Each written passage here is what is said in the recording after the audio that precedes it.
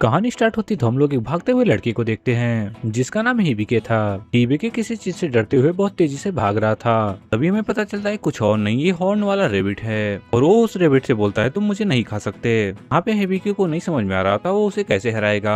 हिबिके अचानक से सोचने लगता है आखिर मैं कहाँ पे आ गया, मुझे कुछ नहीं पता कि आखिर में मैं हूँ कहाँ पे, आखिर में है क्या जो मेरा पीछा कर रहा है। ऐसे ही वो बातें अपने मन में सोच ही रहा होता है, वहीं पे एक मिस्टीरियस सी आवाज आती है, मिशन सक्सेसफुली अप्रोच हो चुका है, सारी इन्फॉर्मेशन प्रोसेस की जा रही है। ये आवाज आने के बाद वो रेबिट अप्रोच हो जाता है। हिबिकी उसके लेवल को देख सकता था। भी हमें पता चलता है हिबिकी के स्किल का नाम वॉइस गार्डन है। हिबिकी इस रेबिट को मारने में कामयाब हो जाता है। यहाँ से सीन चेंज होता है। फॉरेस्ट के अंदर हम एक एल्फ को देखते हैं। उस एल्फ को एक अननोन आवाज आती है और वहाँ से आवाज आती है कि ईस्ट की तरफ एक इम्पोर्टेंट चीज गिरी है, जिसे सुनने के बाद उस एल्फ को कुछ भी नहीं समझ में आता। पता नहीं कैसे उस एल्फ के बटन अचानक से टूट जाते हैं जिससे उसका चेस्ट दिखने लगता है। तभी यहाँ से सीन चेंज हो जाता है। हमें हिबिकी को दिखाया जाता है। वो सोच रहा होता है मैं बहुत खुश हूँ कि मैं जिंदा बच गया। अभी भी उसे कोई आइडिया नहीं है कि वो है कहाँ पे। वो अपने फोन को बाहर निकालता है, उसमें समय देखने की कोशिश करता है लेकिन इसका कोई भी फायदा नहीं होता, वहाँ पे कोई भी इंटरनेट नहीं होता। तभी हिबिकी सोचता है उसे कुछ समय पहले स्ट्रेंज आवाज आई थी। अभी वो डिसाइड करता है वो उसे इग्नोर करेगा कि हिबिकी को ऐसा लगता है ये उसका वहम है। इतना ज्यादा दौड़ने भागने के बाद उसे बहुत ज्यादा भूख लग जाती है। इसके बाद वो रेबिट की तरफ देखते हुए सोचता है क्या मैं इसे खा सकता हूँ। तभी बोलता है नहीं नहीं, आखिर में मैं क्या सोच रहा हूँ, अगर इसे खाने से मुझे कुछ हो गया तो मैं क्या करूंगा। हिबिकी के सारे बातों को वॉइस गार्डन सुन लेता है। दोबारा वो रेबिट को अप्रोच करने के बाद बोलता है हाँ इस रेबिट को खाया जा सकता है। अभी के लिए हिबिकी उस रेबिट को अपने बैग में भर लेता है। जैसे ही हिबिकी यहाँ से जाने वाला था गलती से उसका बैग उससे अप्रोच हो जाता है। अभी उसे पता चलता है ये बैग ऐसे मटेरियल से बना है जो इस दुनिया में पाया ही नहीं जाता। बात सुनने के बाद हिबिकी को बहुत ज्यादा डाउट होता है। इस बार वो आसमान की तरफ देख के उसे अप्रोच करने की कोशिश करता है लेकिन अप्रोच फेल हो जाता है क्योंकि यहाँ पे कोई भी टारगेट नहीं था। उसके बाद हिबिकी जमीन को अप्रोच करता है। तभी उसे पता चलता है ये जमीन एक मेज हीटर है जिसका लेवल 270 है। फिर वो सोचता है जमीन के अंदर भी कुछ हो सकता है। उसके बाद उसे आइडिया आता है कि वो अपने आप को भी अप्रोच कर सकता है। जैसे ही वो अपने आप को अप्रोच करता है उसके बारे में सारी डिटेल आ जाती है। स्टैट में सभी कुछ लिखा होता है। भी हमें पता चलता है हिबिकी का रोल एक अप्रेजर का है, यानी बाद में जाके उसका रोल चेंज हो सकता है। और साथ में हमें बताया जाता है हिबिकी 16 साल का है और इस समय हिबिकी का लेवल केवल 1 है। इतना कुछ होने के बाद भी हिबिकी को नहीं समझ में आता उसके साथ हो क्या रहा है। के बाद वो उस बॉयज के बारे में मुझसे पूछता है। रिप्लाई में वो बॉयज बोलती है मैं तुम्हारा एक गाइड हूँ, तुम मुझे स्टेटस सपोर्ट के नाम से भी बुला सकते हो, मुझे माफ करना इससे ज्यादा इन्फॉर्मेशन मैं तुम्हें नहीं दे सकता। ये बात सुनने के बाद हिबिकी थोड़ा उदास हो जाता है। के बाद वो देखता है उसके पास कितने ज्यादा स्किल है, तब उसके अंदर बहुत सारा कॉन्फिडेंस आ जाता है। इसके बाद वो एक एक्सपर्ट नाम की टेक्निक का यूज करता है लेकिन उससे कुछ भी नहीं होता। इसके बाद वो डिसाइड करता है वो सबसे बेसिक से शुरुआत करेगा। जब वो बेसिक से स्टार्ट करने जाता है तभी उसके असिस्टेंट बोलते हैं अभी तुम बेसिक पे ही हो, तुम्हारा इस दुनिया का ट्यूटोरियल चल रहा है। बीकी को जरा सा भी आइडिया नहीं होता वो आखिर में बोल क्या रही है। इसके बाद वो अपने एक और स्किल को यूज करता है। इस स्किल का नाम वर्ल्ड मैप था। जिसके बाद वहाँ का उसे एक मैप आ जाता है। ये मैप वही जगह बताता है जिससे अभी तक हिबिकी गुजरा है। इसके बाद वो इस मैप का यूज करते हुए फाइनली से थोड़ा सा आगे जाने पर वहाँ पे एक रोड दिखाई देता है। वो रोड देख के बहुत ज्यादा खुश हो जाता है, उस रोड के ऊपर ही गिर जाता है। तभी बॉयज बोलती है तुम्हें एक और पॉवर मिल गई कास्ट अवे की। इससे पहले हिबिकी कुछ समझ पाता कि कास्ट अवे है क्या, उसके सामने एक बहुत बड़ा मोस्टर आ जाता है। उस मोस्टर को देख के हिबिकी पूरी तरीके से कांपने लगता है। उसे ऐसा लगता है कि आज ये वहीं पे मारा जाएगा।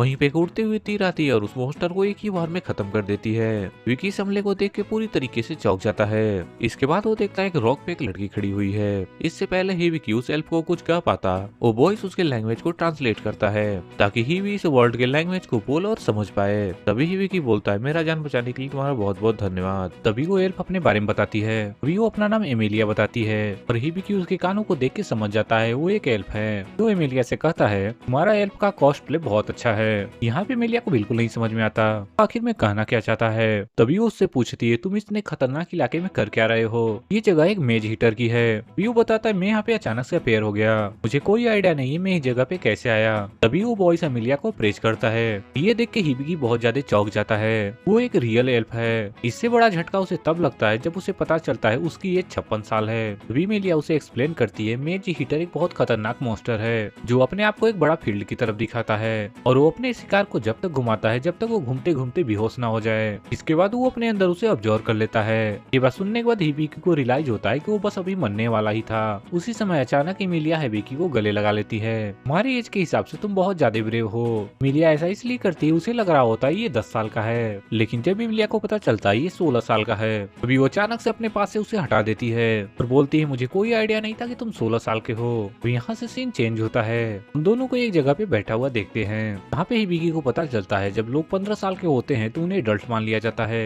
और वो खाना खाने के बाद पूछता है आखिर में हम लोग हैं कहाँ पे। ऐसा सवाल सुन के इमिलिया बहुत ज्यादा चौंक जाती है। तभी इमिलिया उसे आराम से जवाब देती है इस जगह को किंगडम ऑफ हार्मर कहा जाता है। भी हिबिकी बोलता है मुझे नहीं पता था, मैं तो जापान से आया हूँ। लेकिन इमिलिया जापान का नाम पहली बार सुनती है, जिसे सुनने के बाद हिबिकी कंफर्म हो जाता है ये कोई और दुनिया है। तभी इमिलिया बोलती है जितना अच्छे से सोना है सो लो, कल सुबह हम लोग सिटी की तरफ निकलने वाले हैं। तभी हिबिकी बोलता है ये तो बहुत अच्छा होगा।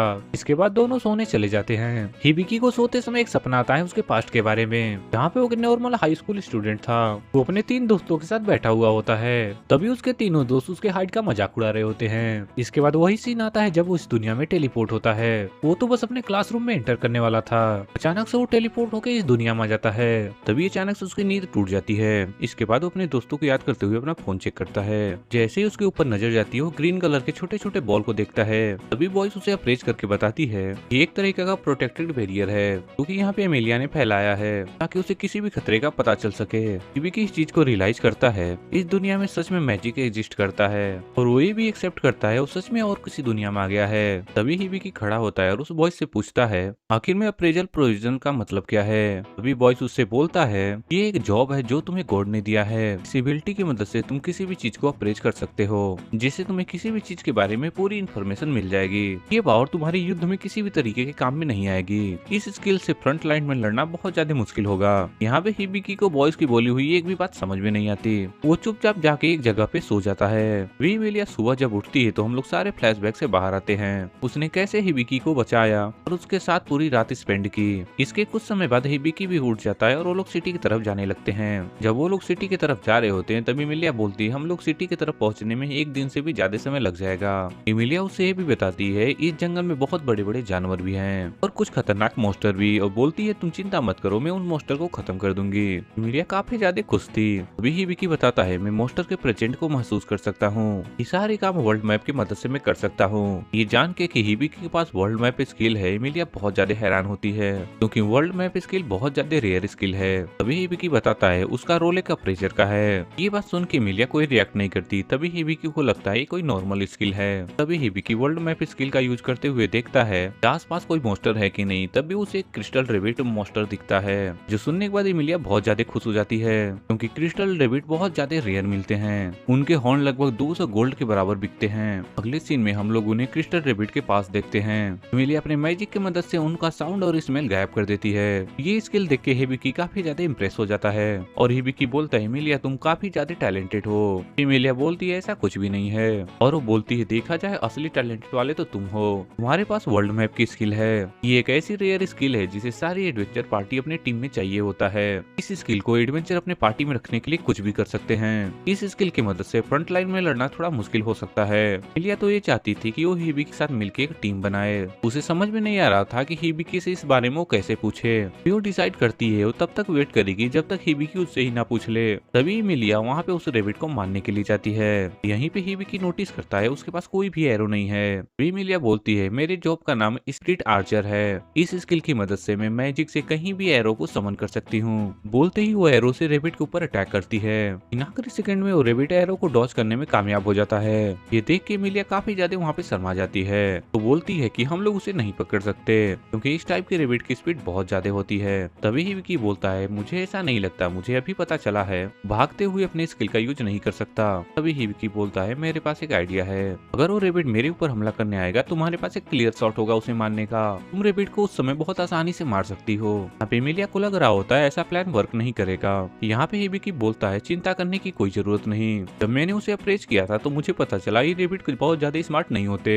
अगले सीन में जब रेबिट खुले में होता है तो अचानक से उसके चारों तरफ एक स्टोन वॉल आ जाता है। तभी वो रेबिट देखता है उसके सामने हिबिकी सोया हुआ होता है। तभी वो रेबिट उसे देखते ही उसके ऊपर बिना सोचे हमला करने के लिए चला जाता है, लेकिन जैसे ही उसके ऊपर हमला करने वाला होता है तभी इमिलिया उसके ऊपर हमला कर देती है, जिससे वो एक ही वॉल में बहुत दूर जाके गिरता है। ये देख के इमिलिया बहुत ज्यादा शॉक हो जाती है कि ये तरीका काम कैसे कर गया। उसी समय हिबिकी को एक वॉइस सुनाई देता है और उससे बोलता है तुम्हारे स्किल लेवल अप हो गए। यहाँ पे हिबिकी को समझ में नहीं आता फिर उसका लेवल अप क्यों हुआ, क्योंकि उसने अभी कुछ किया ही नहीं। और तो और उस रेबिट को मिलिया ने मारा था। वी मिलिया बोलती है इस पूरे प्रोसेस में तुमने अप्रेजर का यूज किया, साथ ही साथ तुमने एक रियल रोल भी प्ले किया।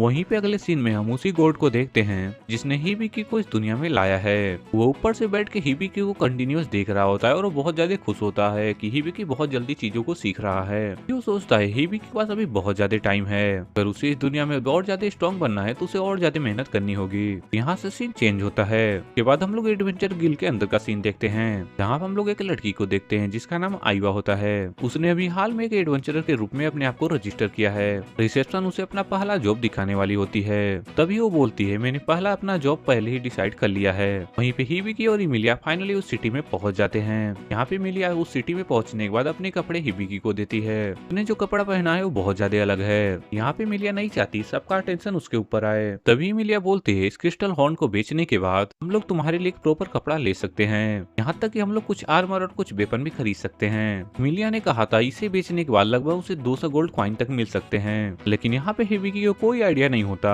एक गोल्ड कॉइन का वर्थ कितना है। तभी हिबिकी अपने वॉइस से पूछता है एक गोल्ड कॉइन की वर्थ कितना है। यहाँ पे एक गोल्ड यहाँ पे लगभग 10,000 येन के बराबर है। इसके बाद इमिलिया हिबिकी को एडवेंचर गिल के अंदर लेके जाती है। वहाँ पे पहुंचने के बाद लोग इमिलिया को उसके साथ देखते हैं। वो लोग सोचते हैं इमिलिया शायद कोई बेबी सिटिंग का काम कर रही है। लोग उसका मजाक उड़ाने वाले ही होते हैं। भले से ऐसा दिख सकता है हिबिकी छोटा है, उसकी उम्र 16 साल है, वो एक अडल्ट है, वो इतना ज्यादा पावरफुल है तुम लोगों को एक ही बार में हरा सकता है। आप एक पार्टी का मेंबर बोलता है हिबिकी का मजाक उड़ाना बंद करो। इसके कुछ टाइम बाद इमिलिया और हिबिकी एक पार्टी बना लेते हैं। उन्होंने इस पार्टी का नाम द सिल्वर बैनर रखा है। इसके बाद वो दोनों गिल्ड के रिसेप्शन के पास जाते हैं और इमिलिया उससे बोलती है हमें कुछ बेचना है। यहाँ पे हिबिकी रिसेप्शन पे बैठी हुई लड़की को देख के पूरी तरीके से चौंक जाता है। वो उस लड़की को देख के समझ जाता है वो एक बीस्ट है। उसने अपने जिंदगी में पहली बार एक बीस्ट फोक को देखा होता है। इसके बाद वो लोग जैसे ही गिल्ड लीडर के पास जाते हैं हिबिकी और ज्यादा हैरान हो जाता है। गिल्ड लीडर तो एक बहुत बड़ा बॉडी बिल्डर है। तभी गिल्ड मास्टर अपने इंट्रोडक्शन के लिए अपना साइड फाड़ते हुए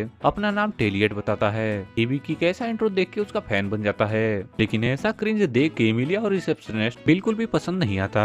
तभी वो दोनों एक अटैक करते हैं और दोनों को बेहोश कर देते हैं। इसके बाद वो दोनों लोग लाइन में आते हैं और एक जगह आके बैठ जाते हैं। तभी वो लड़की अपने आप को इंट्रोड्यूस करती है और अपना नाम जूलिया बताती है। वो बताती है वो इस गिल्ड की वाइस कैप्टन भी है। तभी जूली इमिलिया से बोलती है बताओ तुम क्या बेचने यहाँ पे आई हो। जिसे सुनने के बाद इमिलिया हंसते हुए सिल्वर हॉर्न को आगे रखती है। ये देख के जूल और डेलियट बहुत ज्यादा चौंक जाते हैं। इससे पहले जो उन्हें सिल्वर हॉर्न मिला था वो लगभग 3 साल पहले मिला था, लेकिन वो इससे भी छोटा था। तभी डेलियट कुछ समय सोचता है और बोलता है मैं इस हॉर्न का तुम्हें लगभग 400 गोल्ड कॉइन दे सकता हूँ। ये बात सुनने के बाद हिबिकी बहुत ज्यादा खुश हो जाता है, क्योंकि इमिलिया लगभग 200 गोल्ड कॉइन की डिमांड कर रही थी। लेकिन यहाँ पे हिबिकी बहुत ज्यादा चौक हो जाता है जब इमिलिया बोलती है मैं लगभग इसके 1000 गोल्ड कॉइन लूंगी, क्योंकि ये बहुत ज्यादा रेयर होते हैं और इसका साइज भी बहुत ज्यादा बड़ा है। कुछ समय तक उन दोनों के बीच एक बार्गेनिंग चलती है। आखिर में वो 700 गोल्ड कॉइन पे उन लोगों की बात डन होती है। साइड में बैठी हुई जूली यानी वाइस कैप्टन कहती है तुमने जिस प्राइस पे एग्री किया है वो प्राइस हमारे बजट से बाहर है, इसलिए मैं तुम्हारी सैलरी से ही काटूंगी, इसका जो भी एक्स्ट्रा खर्चा आएगा। ये सुनने के बाद वो बहुत ज्यादा उदास हो जाता है। जब अगले सीन में हिबिकी अकेले बैठा हुआ होता है तभी उसका स्टेटस कहता है तुम्हारे सारे रिक्वायरमेंट फुलफिल हो गए हैं, इस समय तुम लेवल अप कर सकते हो।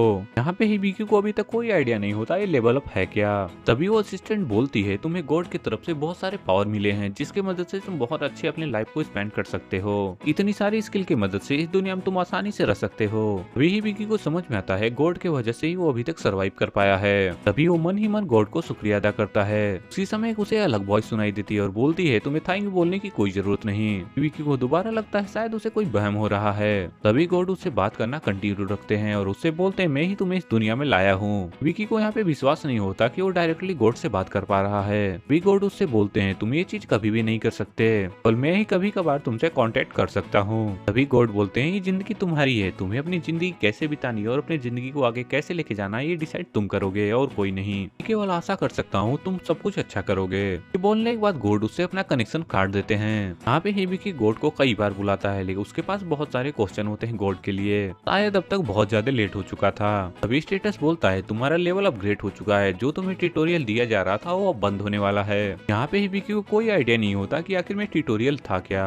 वहीं पे मिली आती है और वो हिबिकी से कुछ कहने वाली थी। तभी वहीं पे एक लड़की आती है और बोलती है तुम्हारे लिए रिक्वेस्ट आया है। इस चीज को पढ़ने के बाद इमिलिया थोड़ा सा दुखी हो जाती है। तभी इमिलिया हिबिकी से बोलती है मुझे माफ करना, मुझे यहाँ से अब जाना होगा। इस लेटर में एक रिक्वेस्ट आया है जो मैं मेरे होम टाउन से है, मैं इस रिक्वेस्ट को मना भी नहीं कर सकती। यहाँ पे हिबिकी को समझ में आता है अभी तक उसकी ट्यूटोरियल केवल इमिलिया ही थी जो उसे सब कुछ सिखा रही थी। वहीं पे अगले सीन में हम उस लड़की को देखते हैं जिसका नाम आईवा होता है। अपने खुद के एक मिशन पे निकली हुई थी और एक चीज खोज रही थी। हालांकि उसे कोई आइडिया नहीं था कि वो आखिर में है कहाँ पे। वहीं पे इमिलिया बहुत ज्यादा चिंता थी कि क्या हिबिकी अकेले ठीक रह पाएगा। वहीं पे हिबिकी बोलता है, इमिलिया तुम्हें चिंता करने की कोई जरूरत नहीं, सोच रहा हूँ मैं अपने आप को एक एडवेंचर के रूप में साइन कर लूँ। और वो बोलता है, तुमने मेरे लिए बहुत कुछ किया है, इसके लिए तुम्हारा बहुत बहुत शुक्रिया। मैं अब तुम्हारे लिए और ज्यादा कोई मुसीबत नहीं खड़ी करना चाहता। फाइनली वो टाइम आ चुका था जब दोनों अलग अलग होने वाले थे।